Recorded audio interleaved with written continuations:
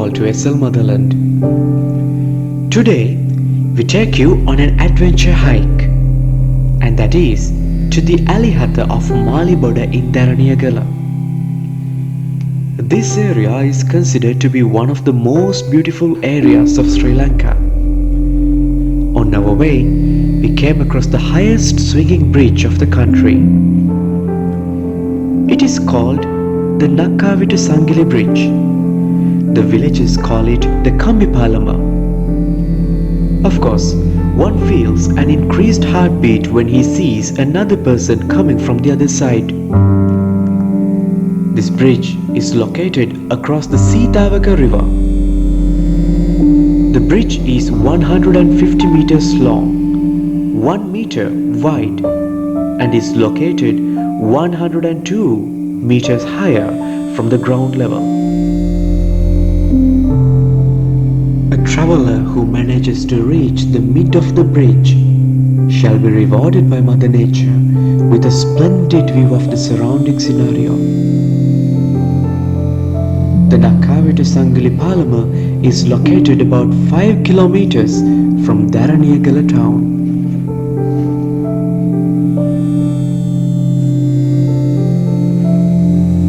Following that, we reach another bridge which goes with a funny name.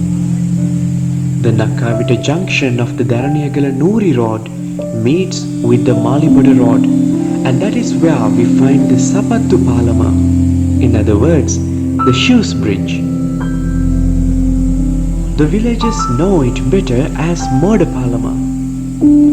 If you are lucky, you may find some newly wedded couples posing for photo shoots on the bridge. This proves the beauty of the bridge and the surrounding area. The area is also famous for cool and safe natural bathing spots. Beautiful bridges are not a scarcity in our journey. Coming into our sight next is the Nindagama Palama. The water below is said to go quite deep here. This means it is not a good place to have a swim.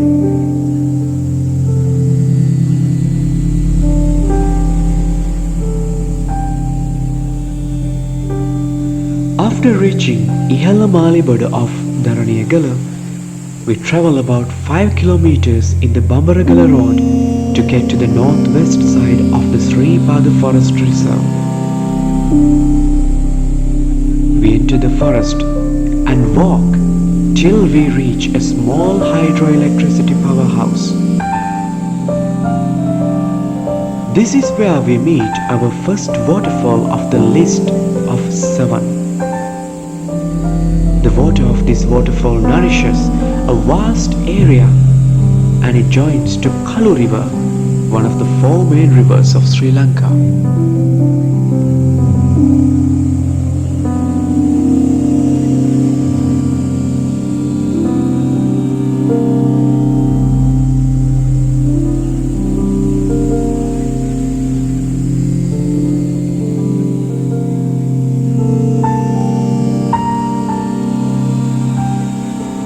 We pray to the god named Saman to protect us from all danger.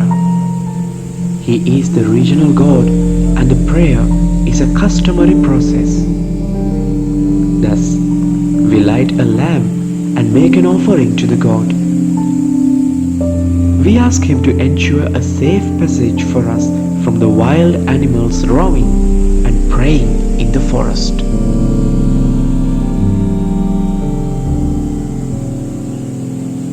After visiting the first waterfall, we then reached the second waterfall, which is about 605 meters above the sea level.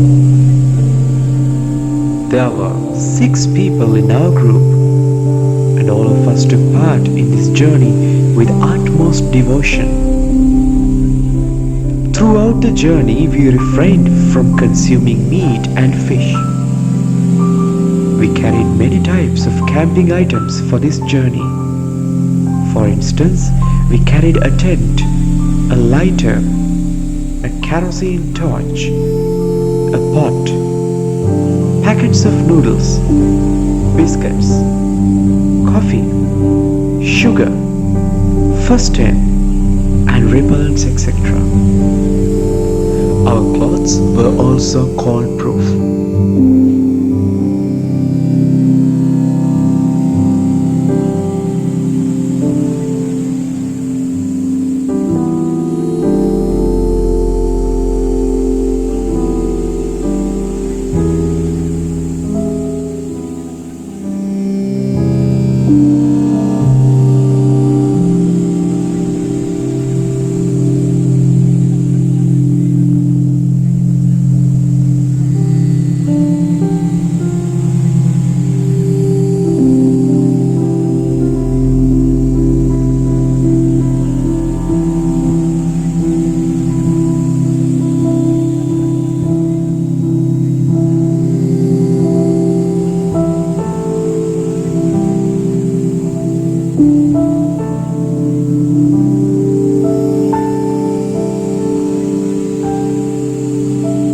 Following that, we arrived at the third waterfall. We feel the rushing water and its freshness. However, the heavy rains have caused the rocky steps very slippery. So the walking was evidently a bit difficult for our team. This marked the beginning of the hard part of our journey.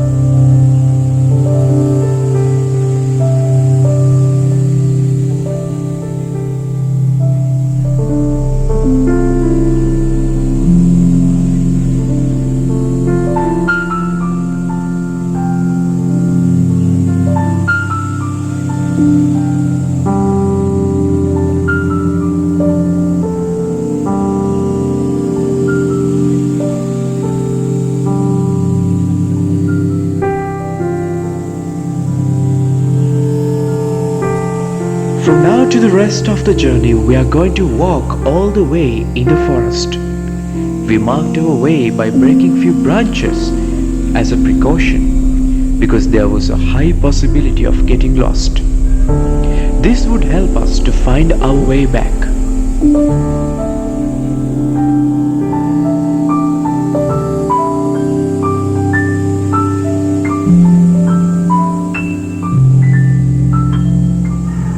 The next waterfall is the most eye-catching place for many visitors.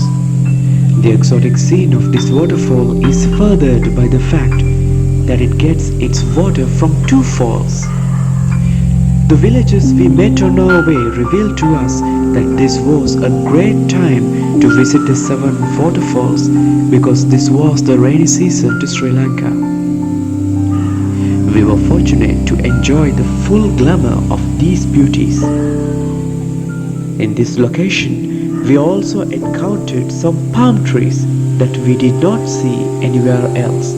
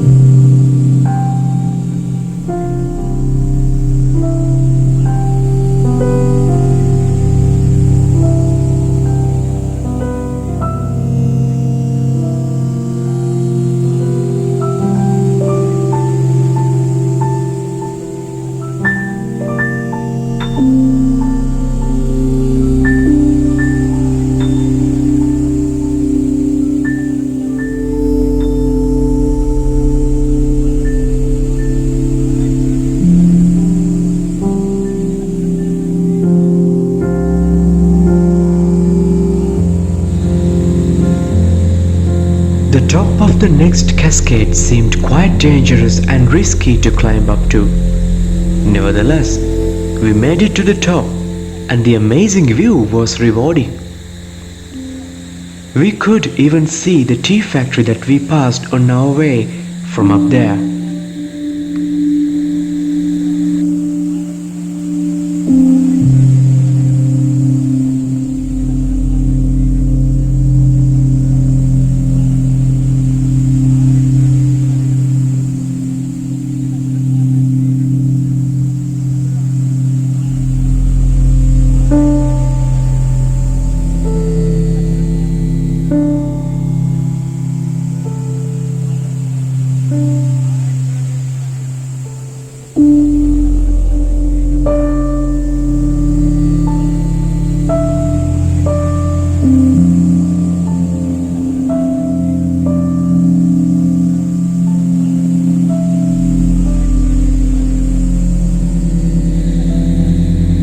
It was raining heavily, and we found it difficult to go any further. And there was another problem. We couldn't find a place to build our tent. Fortunately, we found a cave. We also managed to light a fire with kerosene and firewood collected from the surrounding area. Some of our friends fetched some clean water from a nearby stream when the rainy weather started fading away. We dried our clothes while enjoying the hot coffee. Since the night had already arrived, we called it a day.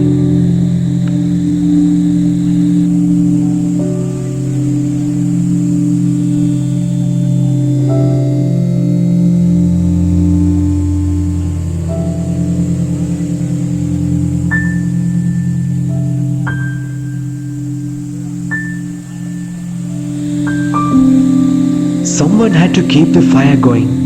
If we didn't, we would have to face great problems, and we knew it. So we took turns to keep the fire throughout the night. The fire protected us from the wild creatures as well as the severe cold.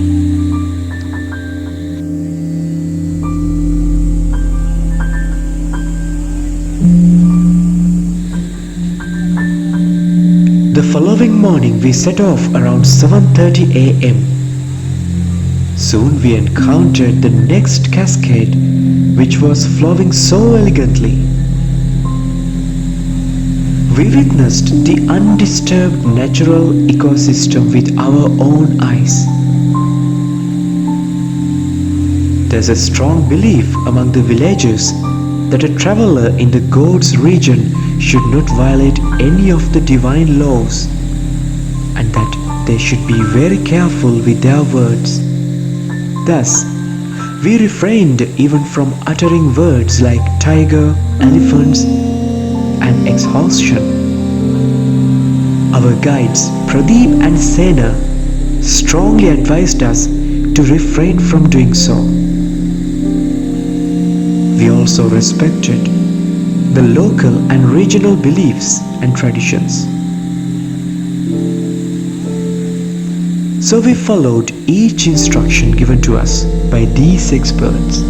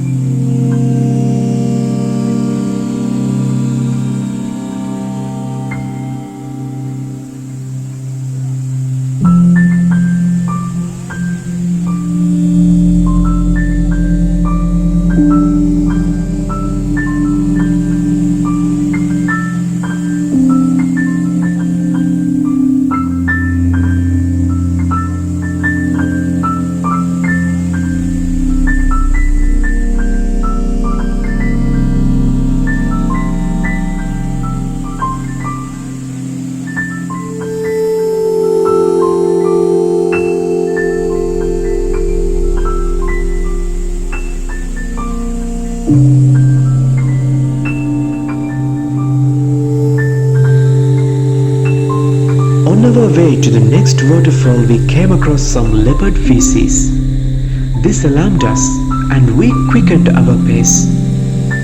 It made us flee from that area as fast as we could, but not without taking a photograph of what we saw.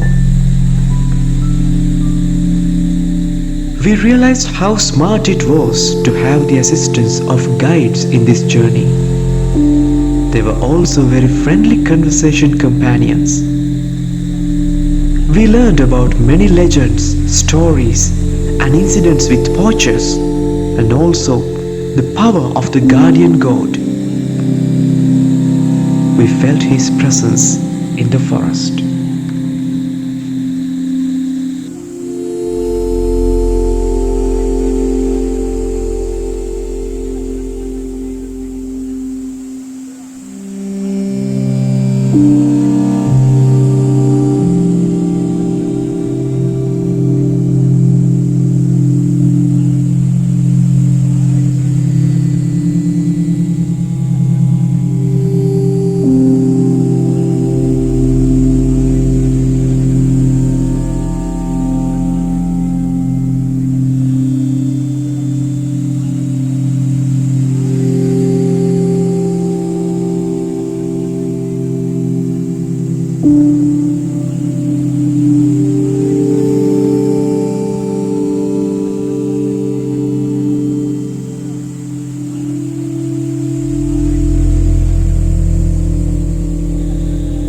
Because of the sharp eyes of Pradeep who was guiding us, we were not bothered by the hump-nosed pit viper and green viper.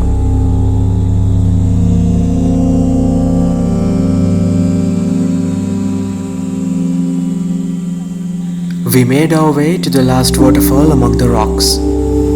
This was a real adventure hike for all of us.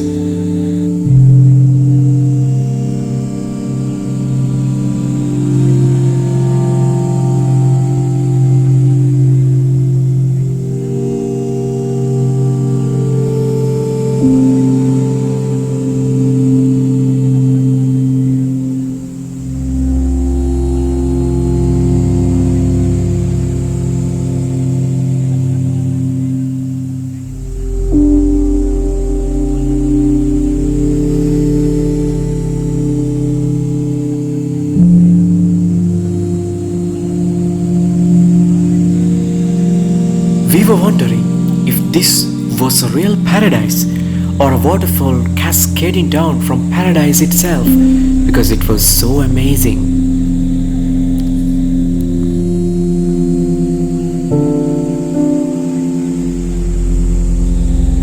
We even had to hang on to the vines to get closer to the falls.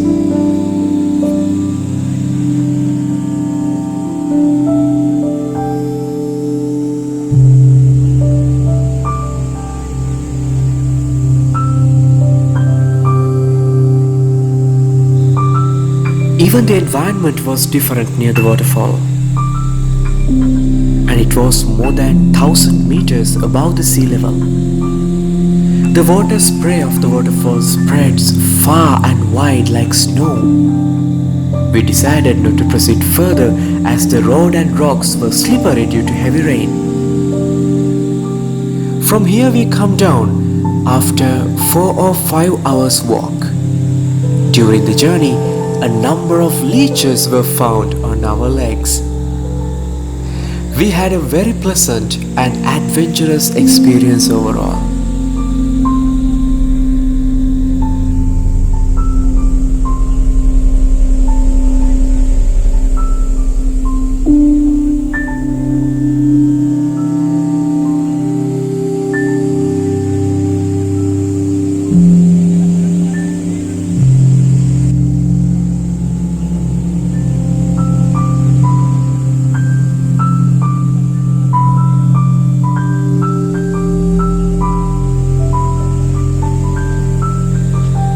The superintendent of Maliboda estate, along with Mr. Pradeep, Sena, Nandanaya, Kalumalli, Supun and Suranji, who helped a lot in this journey, also receive heartfelt respect by S.L. Motherland.